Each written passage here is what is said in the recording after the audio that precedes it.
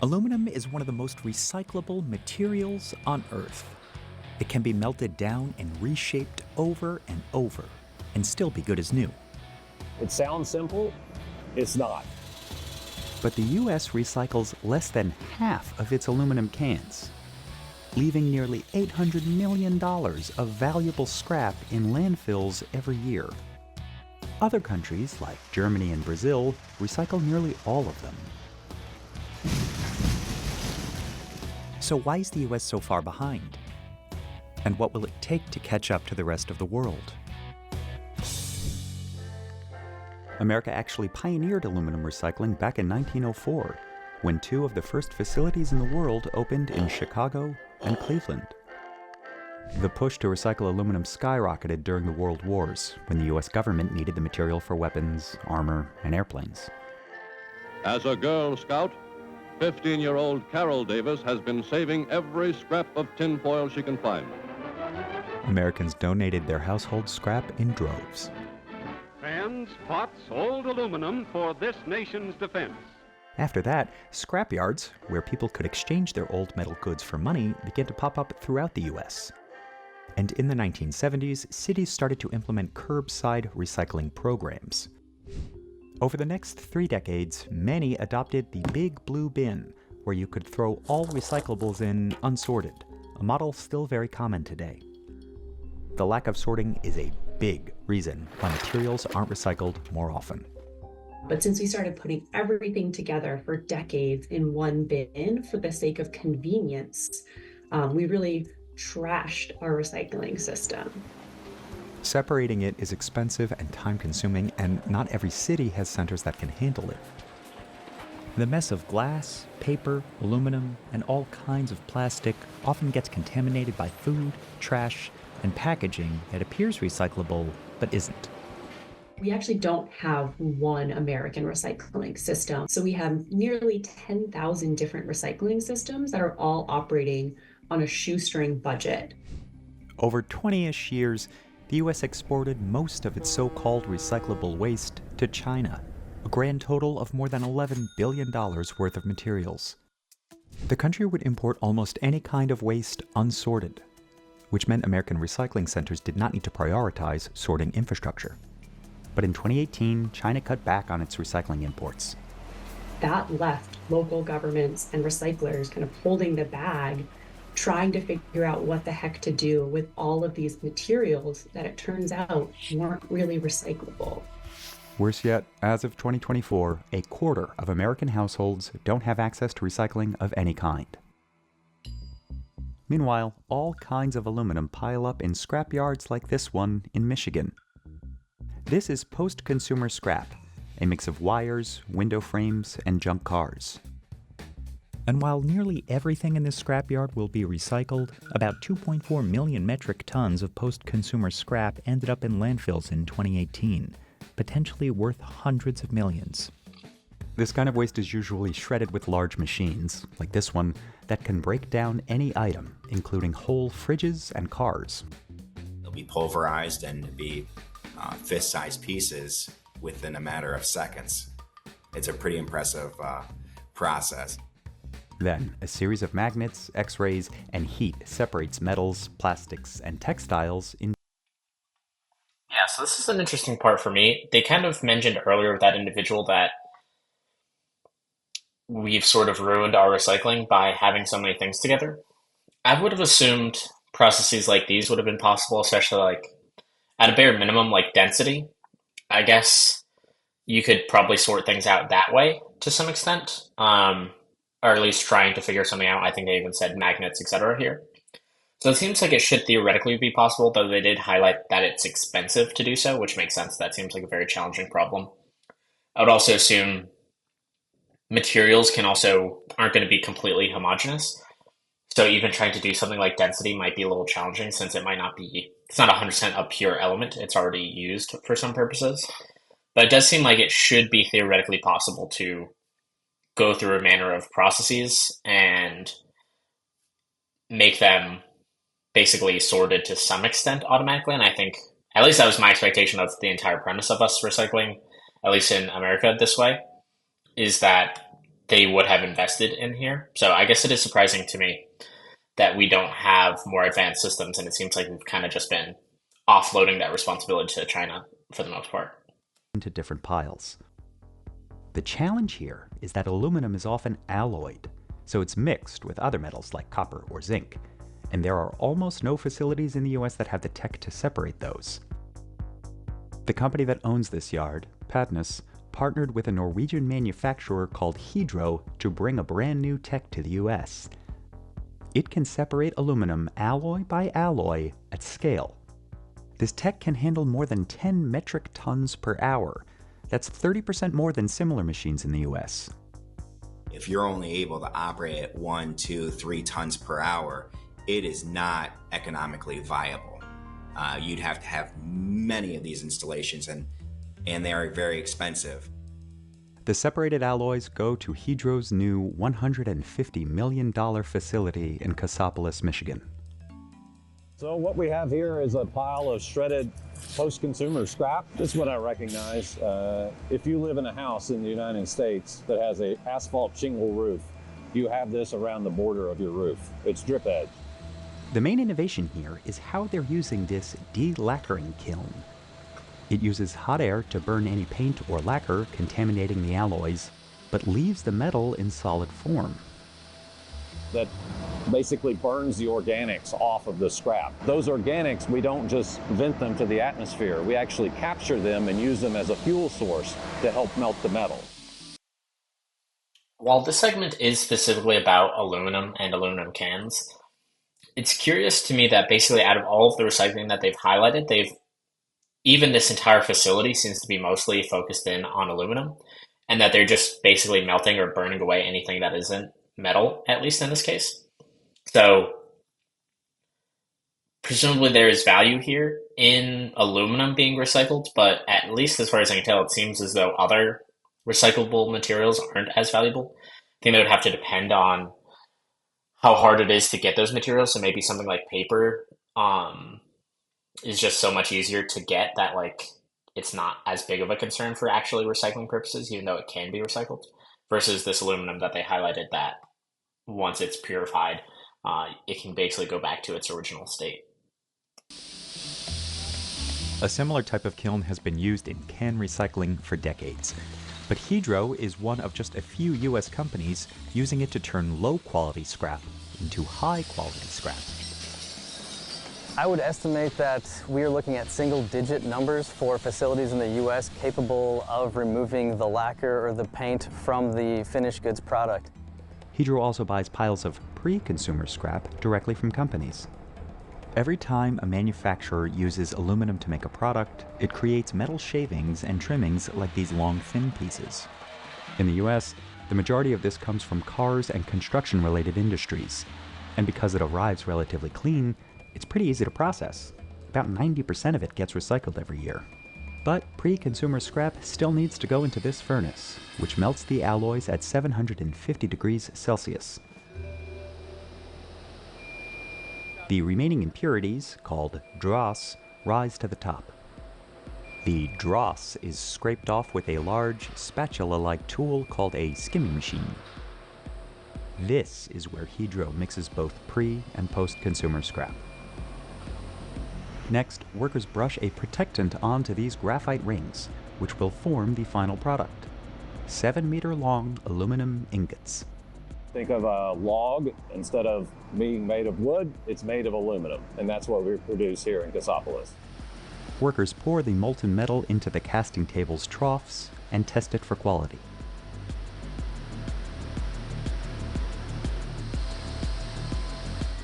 Then it flows through the graphite rings where it instantly cools and solidifies. The ingots are sprayed with water to further cool them down. These are usually sold to car companies and used to make auto parts, like trim pieces and the chassis. The Hydro team casts more than 310 metric tons of ingots per day. Workers clean up excess aluminum on the casting equipment, which will be recycled in another batch. Building a facility entirely dedicated to recycling post-consumer aluminum is expensive. So Hydro is investing in places where there's plenty of sorted scrap and enough demand to buy their final products. For the company, those places are Luxembourg. Before they continue on that, I just want to take a moment to acknowledge how awesome this footage is.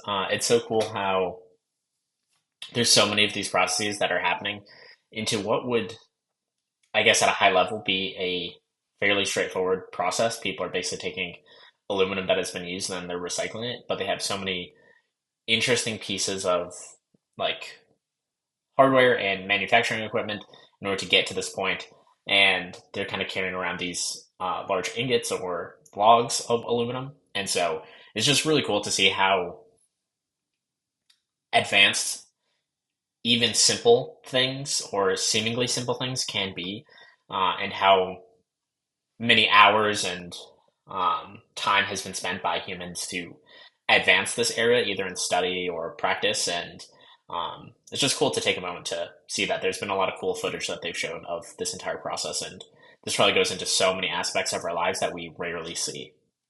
Norway, Spain, and now the US.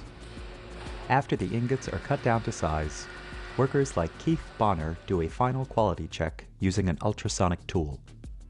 It's looking for cracks and flaws by sending sound waves into the material and then searching for that sound wave to come back. Hydro says its recycling process uses 95% less energy than it takes to make new aluminum. We make the metal out of this red rock called bauxite. Processing it involves chemicals, steam, and a lot of energy. Refining 1 metric ton uses roughly the same amount of electricity needed to power the average American home for a year and a half. And one of the most common uses of the metal is the aluminum can. Some of the biggest contributors to can recycling are people like Josefa, who lives in New York, one of 10 states that pay people to return their cans. Creo que todos los recicladores tenemos nuestro territorio y lo defendemos con uñas como gatos. Ay. On a really good day, she and her partner Pedro can earn as much as $300 for 10 hours of work. But most days, they'll make about half of that. Muy fuerte. Y nos llama, rata, sálguense. Hay unos que nos avientan hasta agua. By the end of the day, the bags are almost as tall as she is. Josefa cashes in her containers at Sure We Can, a collection center in Brooklyn. She gets 5 cents for each can and plastic or glass bottle. So she needs 20 for $1, 100 for $5, and this huge stack for just about $85. But only 10 states in the whole country have these laws known as bottle bills, which incentivize recycling with money. In New York, consumers pay a 5-cent deposit on top of the price of a drink. You'll get that 5 cents reimbursed if you return the container to a store, which will deliver it to a distributor to get back its nickel plus a 3.5-cent handling fee. If a can ends up in a landfill and no one collects that nickel, either the state or the beverage distributor keeps it. In 2021, New York's unclaimed deposits totaled $139 million. The state kept 80% of that. About 16% of the unclaimed deposits went to New York's Environmental Protection Fund, and the other 64% went to the state's general fund. A lot of people don't take advantage of the deposit system. So in New York City, many consider canners an essential part of making recycling work. Recyclers with Sure We Can collected 12 million containers in 2023, enough to fill an estimated 47 garbage trucks. But they can only get paid if the containers were once filled with soda, beer, energy drinks, or water, not tea, wine, or liquor. It's a weird premise. Presumably, aluminum would be valuable regardless of what was inside it. They're probably going to cover it right now, but I would assume that's a political reason and or lobbying reason of why those things are not refundable or have those deposits on them. So Coke can sell a soda beverage and a tea beverage in literally the same bottle, but because one has soda in it, one has tea, one is redeemable, and one isn't. It doesn't make any practical sense. We want to see that change.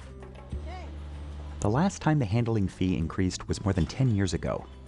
But the 5-cent deposit hasn't changed since New York's bottle bill took effect in 1983. Again, essential workers who haven't had a raise in over 40 years, which in any other industry would just be completely inconceivable. Of course, the cost of operating a business in New York has risen quite dramatically in that same amount of time, which means right now redemption centers are closing all across the state. Most states that collect higher deposits, Maine, Oregon, and Michigan, have container recycling rates above 80%. But can recycling has been declining in America since the 1990s, hovering around 45% in recent years. Compare that to Germany, which recycled 99% of its aluminum cans in 2020. Over there, people get about 27 cents back for returning a single-use container, more than 5 times what most US states with bottle bills offer. On top of that, passing new bottle bills has become harder, as beverage industry leaders and even waste management companies have lobbied against them. So at least for the prices, they're mostly referencing other countries. I guess what I would have expected for this is like these deposits that are happening for 5 or 10 cents in America. I would have expected for these values to be associated with basically the cost of lost aluminum. So basically, how much does it cost to actually mine or gather aluminum, whatever it is, in order to generate versus recycling used one? Presumably there's some value in the aluminum lost there. And I would expect those two things to be correlated such that like we're not arbitrarily charging people various amounts, like they wouldn't charge $1 for redeeming a can if the can itself isn't worth $1. So I'd expect those things to be tied together. And also, I know at least through like plastic bottles, for instance, I know they've generally been getting thinner over time, and that there's been a lot of effort to like kind of make them structurally sound to support what they need, but be thinner for a variety of purposes. I would expect aluminum cans to be in a similar situation as well, which is while aluminum itself obviously is probably following inflation, it would be possible in my mind that like the actual cost or value lost from not recycling could be somewhat stagnant in so much as the ease of generating new aluminum or the ease of recycling whatever aluminum we can get our hands on might be offset by it, as well as the reduced amount of aluminum in an actual can, as opposed to arbitrarily changing the values, I guess, to incentivize the recycling purely. Also, this makes me think of just like broader global warming and things like that, and how we sort of push responsibility to consumers and like people at large. And again, for like global warming, at least from my recollection, I think the vast majority of this comes down to like a small fraction of the total population. Like I think it's like big agriculture.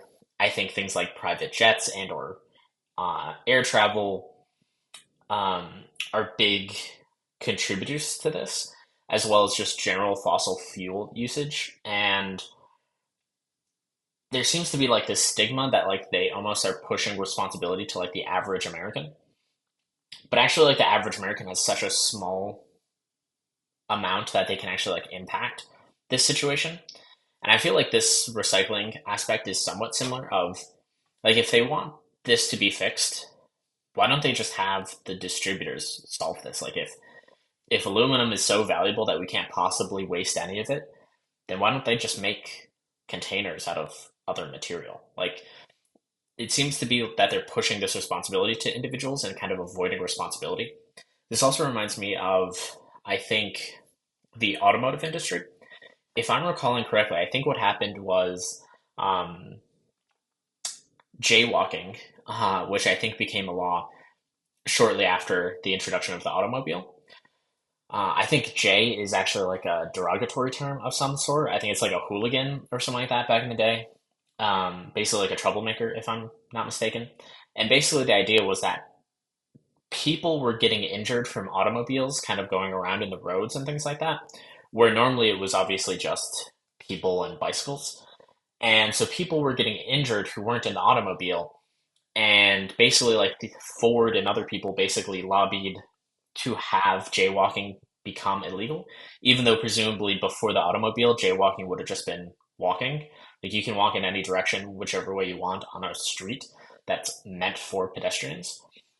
And so this reminds me of that, of where like they sort of push this law to make other people responsible instead of like making their own vehicles responsible and or the drivers of these vehicles responsible for injuring other folks. And so it seems, at least this is reminding me of this scenario where the folks who don't really have that much control over the situation, like the pedestrians for the automotive example, don't really have much say over whether somebody else is driving a car. And yeah, they're the ones who have to change how they're behaving. And this feels pretty similar to me, which is like, if you're going to the grocery store or you're trying to buy some goods, you don't get to choose whether something is in an aluminum can or not. Arguably, you could choose to shop for a different product. But at the end of the day, it's not like you can buy Coke, which is a pretty popular product, and you can't just stop. If you really like Coke, it's either you get Coke in that can or you don't get Coke.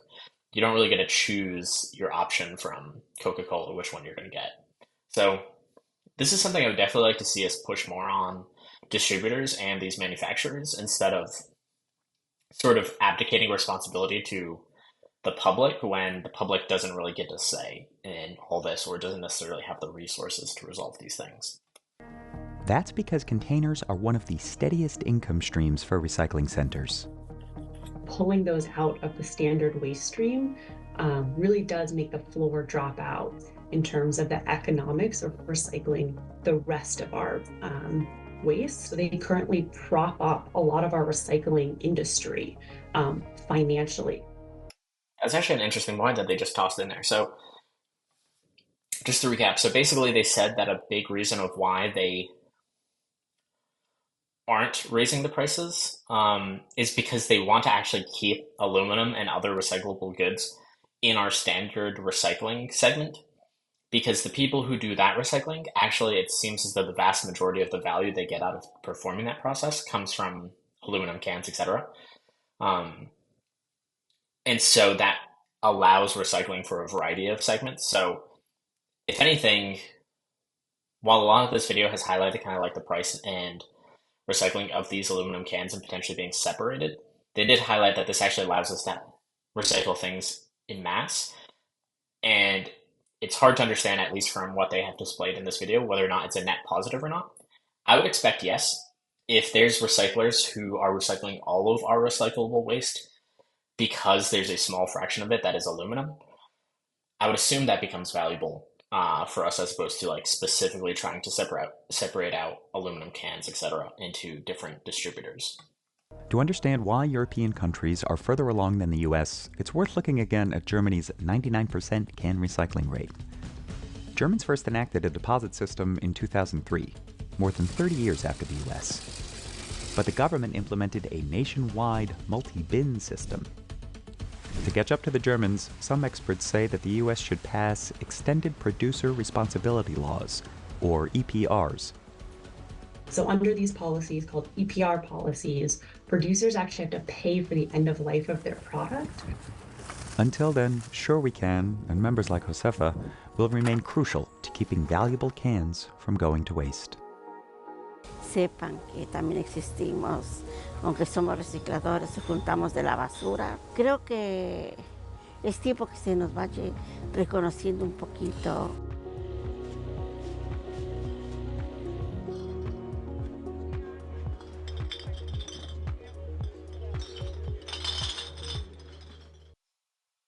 Thank you for watching. If you liked what you saw, please hit like or subscribe. I'll see you around.